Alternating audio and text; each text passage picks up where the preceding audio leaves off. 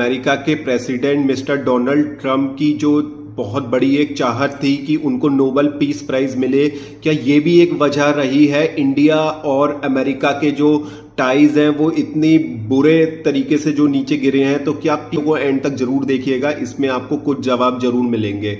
तो जो जैसे कि डोनाल्ड ट्रंप हमेशा से बोलते हैं कि उन्होंने Russia, Ukraine, Korea, south Korea, north Korea, Israel और अरब वर्ल्ड्स,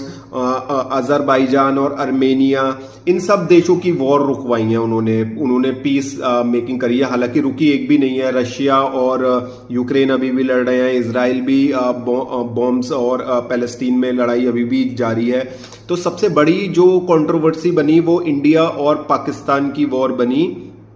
जिसमें हुआ ये कि डोनाल्ड ट्रंप ने एक सोशल मीडिया है उस पर उन्होंने लिख दिया कि ट्रेड की वजह से मैंने इन दोनों देशों को, इंडिया पाकिस्तान को ट्रेड की धमकी दी, जिसकी वजह से वॉर रुक गई।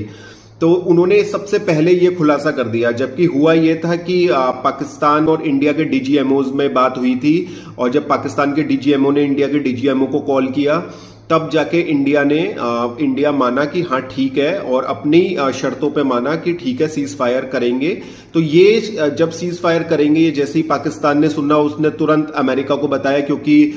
जो वहां के फॉरेन सेक्रेटरी हैं मार्को रूबियो, वो भी डायरेक्ट कांटेक्ट में थे इंडिया पाकिस्तान के, ट्रम्प भी थे। तो उन्होंने बता दिया रूबियो को कि हाँ सीज फायर हो गया, इंडिया मान गया, और ट्रंप ने तुरंत अपने सोशल मीडिया पे ये चीज को डाल दिया, तो कि क्रेडिट लेने के लिए, क्योंकि उनका तो मेन मोटिव यही था कि उन्हें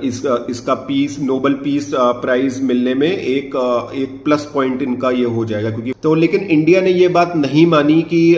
उन्होंने कोई डील ब्रेक करी है, मतलब पाकिस्तान और इंडिया की वॉर में अमेरिका का कोई मीडिएशन है। अब ये चीज जो थी, ये ट्रम्प की स्किन के अंदर घुस गई कि कोई देश उनको कैसे मना कर सकता है, जो कि उन्होंने पब्लिकली बोल दिया है कि मैंने पीस डील कराई है। उन्होंने सबसे बड़ा पॉइंट रखा ट्रेड का। अगर उनका पॉइंट था कि ट्रेड बहुत ज्यादा करेंगे इंडिया के साथ, तो आज 50% टैरिफ उन्होंने क्यों लगाया है?